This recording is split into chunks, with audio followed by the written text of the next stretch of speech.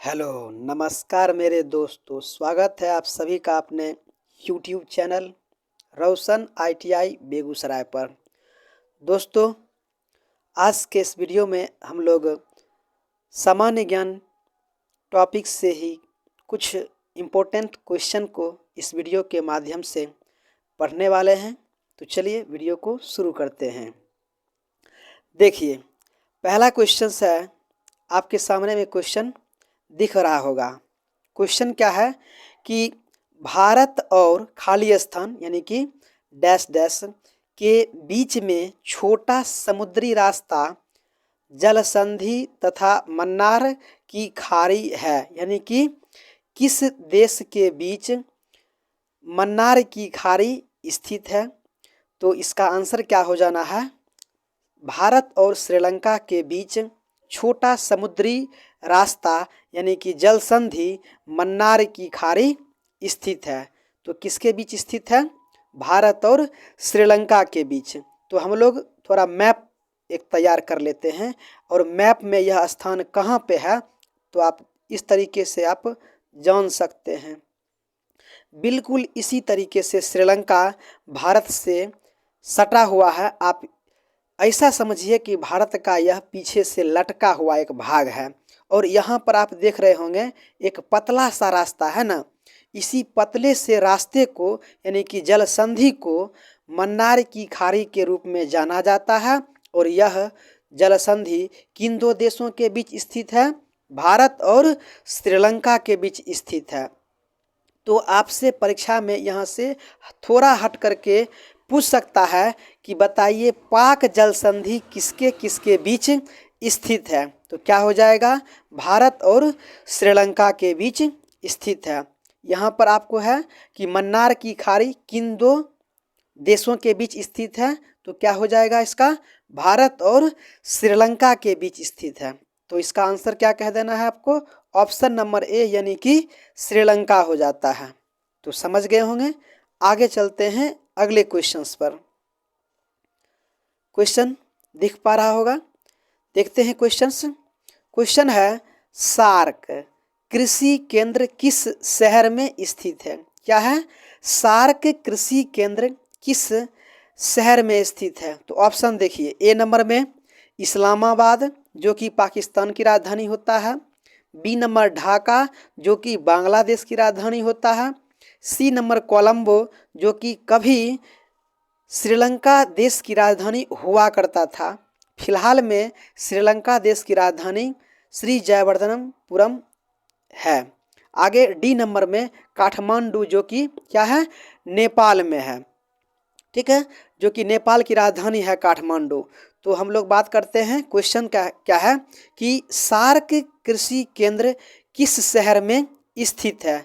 तो क्या इसका आंसर हो जाना है, ऑप्शन नंबर बी यानी कि ढाका शहर में स्थित है। क्या हो जाएगा, ऑप्शन नंबर बी यानी कि ढाका जो कि बांग्लादेश की राजधानी है और यहाँ के प्रधानमंत्री श्रीमती शेख हसीना जी हैं।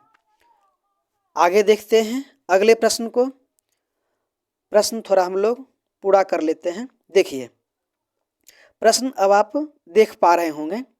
तो प्रश्न क्या है कि वर्ष 1918 में, किस वर्ष की बात हो रहा है, 1918 में। तो वर्ष 1918 में महात्मा गांधी सूती कपड़ा कारखानों के मजदूरों के बीच सत्याग्रह आंदोलन चलाने के लिए डैश डैश जगह डैश डैश यानी कि खाली स्थान जा पहुँचे। यानी कि महात्मा गांधी 1918 में उन्होंने जो सत्याग्रह किया था वह किस जगह उन्होंने किया था। तो क्या हो जाना है, ऑप्शन नंबर बी यानी कि अहमदाबाद में किया था। और अहमदाबाद में मिल सूती वस्त्र कारखाने में जो काम करने वाले मजदूर थे उनके साथ उन्होंने भूख हड़ताल किया था। इसी को सत्याग्रह के रूप में भी जाना जाता है। तो कहाँ पे हुआ था, अहमदाबाद में हुआ था। थोड़ा गांधी जी के बारे में भी जान लेते हैं कि गांधी जी 9 जनवरी 1915 को भारत लौटे थे। 9 जनवरी 1915 को भारत लौटे थे और उन्हीं के यादगार में 9 जनवरी को प्रत्येक वर्ष प्रवासी भारतीय दिवस के रूप में भी मनाया जाता है। ये साउथ अफ्रीका से इंडिया लौटे थे। तो 1915 में वे लौटे थे और 1916 में उन्होंने साबरमती आश्रम का निर्माण किया और 1916 में ही बनारस हिंदू यूनिवर्सिटी के क्या कहते हैं कि उद्घाटन समारोह में भी शामिल होने के लिए यहाँ पे पहुँचे थे। और इन्होंने राजनीतिक आंदोलन की शुरुआत 1917 से चंपारण बिहार से किया था, राजकुमार शुक्ल नामक क्या कहते हैं कि किसान के बुलाने पे। तो कहाँ पे सबसे पहला इन्होंने राजनीतिक आंदोलन बिहार के चंपारण जिले से उन्होंने किया था, राजकुमार शुक्ल नाम के किसान के बुलाने पे। और 1918 में इन्होंने अहमदाबाद में जो कपड़ा कारखाने के जो मजदूर थे उनके साथ इन्होंने सत्याग्रह आंदोलन चलाया 1918 में। तो आंसर क्या हो जाना है? ऑप्शन नंबर बी हो जाएगा। आपको इन सारी बातों को याद रखना चाहिए। आगे देखते हैं अगले प्रश्न को। देखिए प्रश्न है, देख पा रहे होंगे प्रश्न क्या है कि भारतीय संविधान के किस संशोधन अधिनियम द्वारा, क्या है, भारतीय संविधान के किस संशोधन अधिनियम द्वारा पंचायती राज व्यवस्था को संवैधानिक दर्जा दिया गया? क्या है कि भारतीय संविधान के किस संशोधन द्वारा पंचायती राज व्यवस्था को संवैधानिक दर्जा दिया गया?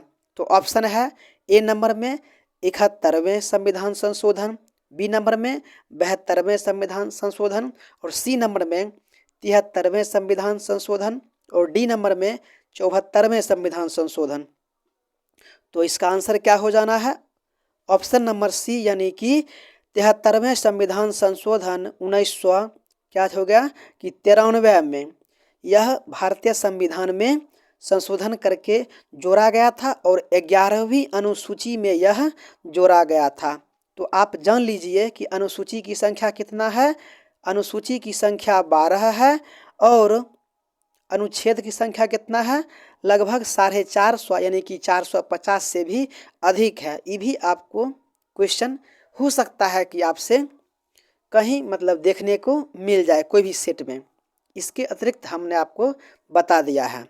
तो आप क्या इसका आंसर कह लेना है कि 19 यानी कि 73वें संविधान संशोधन 1993 में 11वीं अनुसूची में पंचायती राज व्यवस्था को जोड़ा गया था और राष्ट्रपिता महात्मा गांधी का यह विचार था कि भारतीय संविधान में पंचायती राज व्यवस्था को जोड़ा जाए। थोड़े और बात जान लीजिए कि पंचायती राज व्यवस्था जो कि बलवंत राय मेहता के सिफारिश पर जोड़ा गया है, यह भी आपको इसके अतिरिक्त जान लेना चाहिए। तो इस प्रश्न का आंसर क्या हो जाना है? भारतीय संविधान के किस संशोधन अधिनियम द्वारा पंचायती राज व्यवस्था को संवैधानिक दर्जा दिया गया? तो ऑप्शन नंबर सी यानी कि 73वें संविधान संशोधन हो जाता है। आगे बात कर लेते हैं हम लोग थोड़ा बात कर लेते हैं अगले प्रश्न को। देखिए आगे प्रश्न है, क्या है प्रश्न? देखिए खाली स्थान यानी कि डैश डैश शेष सौदा व्यापार सेवाओं और शेष विश्व से प्राप्त निवल अंतरण का योग होता है। तो इसका ऑप्शन देखिए, ए नंबर में चालू लेखा, बी नंबर में बचत लेखा, सी नंबर में पूंजीगत लेखा और डी नंबर में संपत्ति लेखा। तो इसका आंसर क्या हो जाना है? शेष सौदा में ऑप्शन नंबर ए यानी कि क्या हो जाना है? चालू लेखा। क्या हो जाएगा? चालू लेखा। हो सकता है कि आपको यह प्रश्न समझ में नहीं भी आवे, कोई बात नहीं है, इकोनॉमिक्स चैप्टर से यह क्वेश्चंस है। 1-2 क्वेश्चंस आपको इस प्रकार के एग्जाम्स में देखने को मिल सकते हैं। तो अगर बन जाए तो ठीक है, नहीं तो हम इसको याद कर लेंगे, याद करेंगे, हो सकता है याद रहे, अच्छी बात है, नहीं याद रहेगा कोई बात नहीं है। यह सभी क्वेश्चंस आपको पिछले एग्जाम्स वर्ष 2022 में पूछे गए क्वेश्चंस हम आपको यहाँ पे करवा रहे हैं। तो इस प्रश्न का आंसर क्या हो जाना है? ऑप्शन नंबर ए यानी कि चालू लेखा हो जाता है। आगे बात करते हैं अगले क्वेश्चंस को। देखिए क्वेश्चंस है सरकारी कर्मचारियों द्वारा, क्या है क्वेश्चंस?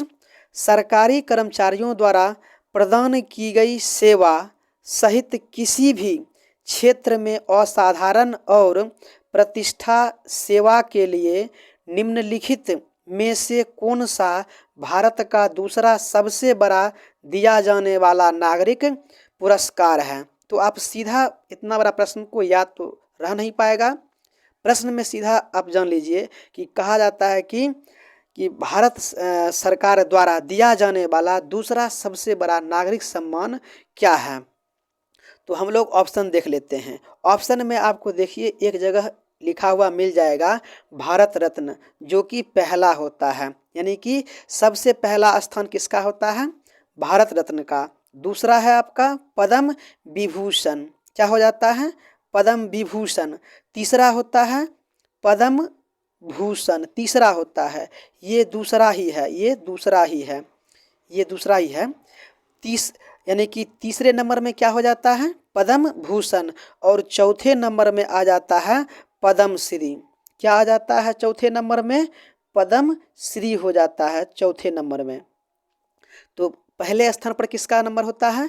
भारत रत्न। दूसरे नंबर पर पद्म विभूषण, तीसरे पे पद्म भूषण और चौथे नंबर पर पद्म श्री आता है। तो ऑप्शन यहाँ पर देखिए एक और बचता है परमवीर चक्र, जो कि भारतीय सेना को यह सम्मान दिया जाता है। तो इसका ऑप्शन आपको क्या कह देना है? ऑप्शन नंबर सी यानी कि पद्म भूषण सम्मान भारत का दूसरा सबसे बड़ा दिया जाने वाला नागरिक पुरस्कार होता है, यानी कि इस प्रश्न का आंसर ऑप्शन नंबर सी हो जाता है। आगे बात कर लेते हैं अगले प्रश्न को। देखिए प्रश्न है कि जिन वस्तुओं का साथ साथ उपयोग किया जाता है, क्या है प्रश्न? जिन वस्तुओं का साथ साथ उपयोग किया जाता है उन्हें क्या कहा जाता है? क्या है प्रश्न? जिन वस्तुओं का साथ साथ उपयोग किया जाता है उन्हें क्या कहा जाता है? ऑप्शन देखिए ए नंबर में निम्न स्तरीय वस्तुएं, बी नंबर सामान्य वस्तुएं, सी नंबर पूरक वस्तुएं और डी नंबर स्थापन्य वस्तुएं। तो इसका आंसर ये क्या हो जाना है? ऑप्शन नंबर सी यानी कि पूरक वस्तुएं हो जाएगा। एक बार फिर से क्वेश्चन को देख लेते हैं। जिन वस्तुओं का साथ साथ उपयोग किया जाता है उन्हें क्या कहा जाता है? तो ऑप्शन आंसर क्या हो जाएगा इसका? पूरक वस्तुएं कहा जाता है। क्या हो जाएगा? पूरक वस्तुएं कहा जाता है। आगे देखते हैं अगले प्रश्न को। देखिए प्रश्न है कि समुद्र तक, क्या है प्रश्न? समुद्र तक पहुँचते पहुँचते नदी का प्रवाह धीमा हो जाता है। ऑब्वियसली है कि नदी जहाँ से निकलता है वहाँ पर स्लोप ज़्यादा रहता है और समुद्र तक पहुँचते पहुँचते नदी का प्रवाह बहुत ही धीमा हो जाता है, यानी कि नहीं के बराबर आप कह सकते हैं। वही चीज़ दिया है। आगे पढ़ते हैं। तथा नदी के अनेक धाराओं में विभाजित हो जाता है, यह भी सही है। जिनको डैश यानी कि खाली स्थान कहा जाता है। क्वेश्चन क्या कह रहा है कि नदी जब अपने स्थान से निकलती है तो वह तेज धार में होती है और एक दिशा में बहती है, लेकिन वह समुद्र तक पहुँचते पहुँचते वह बहुत से भागों में विभाजित हो जाती है और उसका प्रवाह भी धीमा हो जाता है। तो यह किस जगह पर होता है? तो क्या है इसका ऑप्शन? पठार। पठार देखिए एक मतलब पहाड़ी इलाका होता है, यहाँ तो होना नहीं है। आगे है प्रायद्वीप, यहाँ भी नहीं होना है। आगे है स्थल जल डमरू मध्य, स्थल डमरू मध्य, यहाँ भी नहीं होना है। तो सीधा एक ही ऑप्शन बच जाता है अपना, क्या होता है? वितरिका पर समुद्र तक पहुँचने वाली जल धाराएं का जो मतलब प्रवाह होता है वह धीमा हो जाता है। तो इसका आंसर क्या हो जाना है? ऑप्शन नंबर डी हो जाएगा। आगे बात करते हैं अगले प्रश्न को। देखिए प्रश्न प्रश्न है राजेंद्र प्रथम, क्या है, राजेंद्र प्रथम किसके पुत्र थे? क्या है प्रश्न, राजेंद्र प्रथम किसके पुत्र थे? तो ऑप्शन देखिए, ए नंबर में बिंदुसार प्रथम के, बी नंबर देवभूमि प्रथम, सी नंबर स्कंदगुप्त प्रथम और डी नंबर राजराज प्रथम के। तो इसका आंसर क्या हो जाएगा, ऑप्शन नंबर डी यानी कि राजराज प्रथम के पुत्र थे। कौन, राजेंद्र प्रथम। यह देखिए हिस्ट्री यानी कि मॉडर्न हिस्ट्री का एक चैप्टर से दिया गया है। ये तो आपको याद करने वाला ही होता है। इसमें हम आपको थोड़ा सा भी ट्रिक बताएं तो हो सकता है काम कर जाए, हो सकता है तो नहीं भी काम करना पड़े। तो आपको यह प्रश्न याद कर लेना चाहिए। तो प्रश्न क्या है, एक बार फिर से देखते हैं, राजेंद्र प्रथम किसके पुत्र थे? तो आंसर क्या हो जाना है, राजराज प्रथम के पुत्र थे। आगे प्रश्न देखते हैं, खाली स्थान यानी कि डैश डैश बृहत हिमालय में स्थित एक ठंड रेगिस्तान है। क्या है प्रश्न, ठंड रेगिस्तान है। तो देखिए यहाँ पर बात किसका चल रहा है, रेगिस्तान का। तो देखिए विंध्याचल की पहाड़ी होता है, पहाड़ी और रेगिस्तान दोनों अलग अलग चीज होते हैं। सतपुरा की पहाड़ी जो कि अलग होता है, अरावली की पहाड़ी जो कि अलग चीज होता है। तो एक ही ऑप्शन बच जाता है और यह बच जाता है क्या चीज, लद्दाख, यानी कि लद्दाख बृहत हिमालय में स्थित एक ठंड रेगिस्तान है। तो ऑप्शन नंबर ए इस प्रश्न का सही आंसर हो जाना है। आगे बात कर लेते हैं अगले प्रश्न को। प्रश्न है कि जनरल डायर, क्या है प्रश्न, जनरल डायर जो जालियांवाला बाग नरसंहार का दोषी था किसके द्वारा मारा गया था? तो आपको जान लेना चाहिए कि जालियांवाला बाग हत्याकांड यह 13 अप्रैल कब से, 13 अप्रैल 1919 की यह घटना है और यह पंजाब राज्य में पड़ता है, वर्तमान पंजाब राज्य में पड़ता है।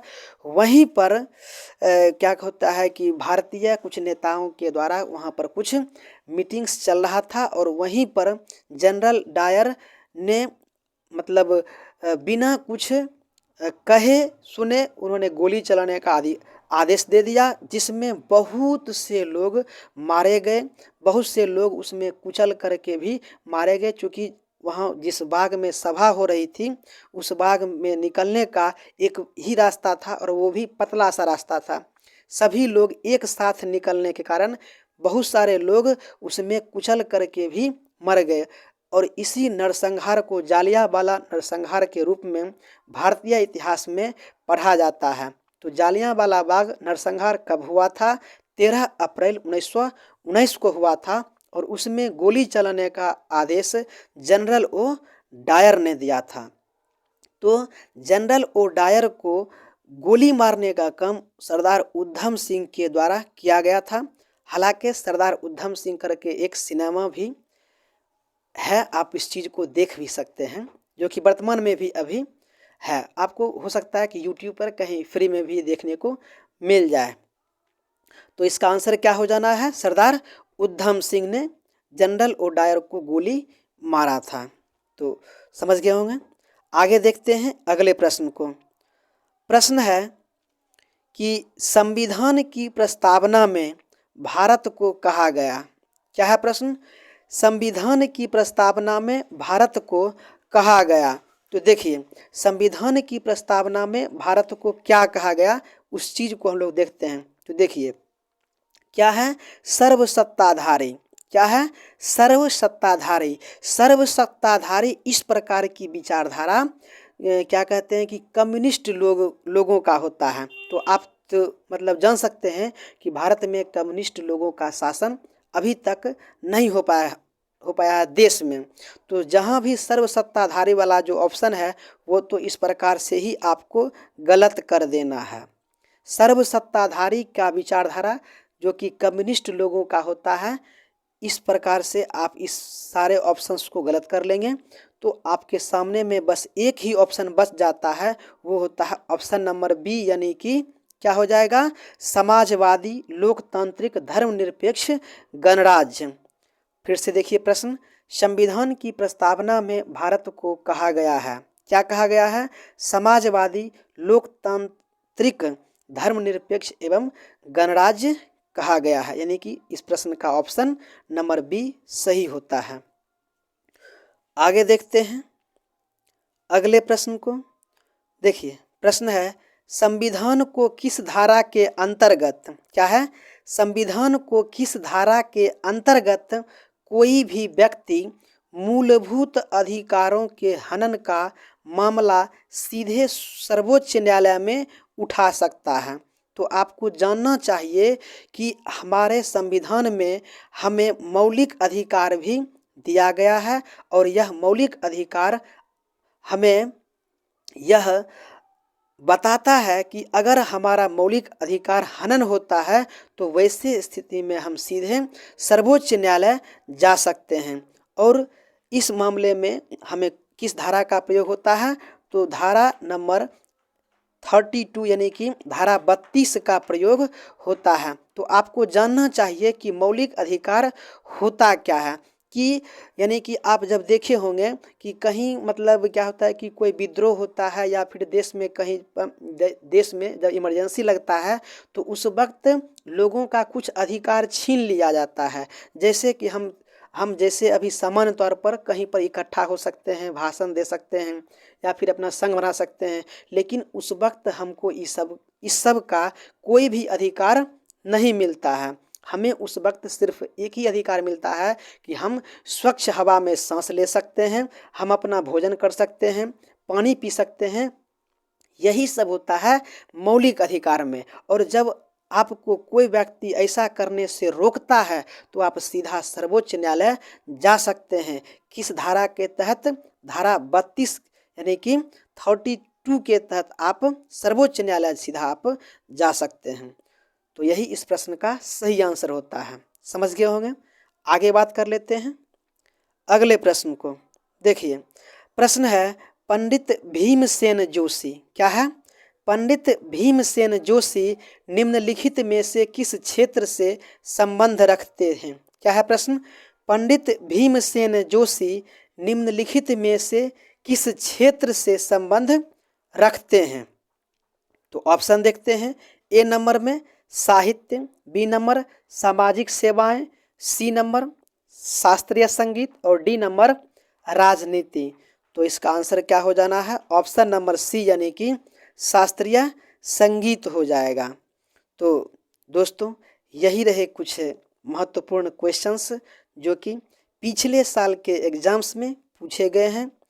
तो हम उम्मीद करते हैं कि हमारा यह प्रयास आपको पसंद आया होगा। अगर पसंद आए तो एक बार लाइक ज़रूर करें। चैनल को अभी तक सब्सक्राइब नहीं किए हैं तो सब्सक्राइब ज़रूर कर लें। वीडियो अगर अच्छा लगे तो अपने दोस्तों के साथ भी शेयर ज़रूर करें। मिलते हैं अगले कोई नए वीडियो में, तब तक के लिए धन्यवाद।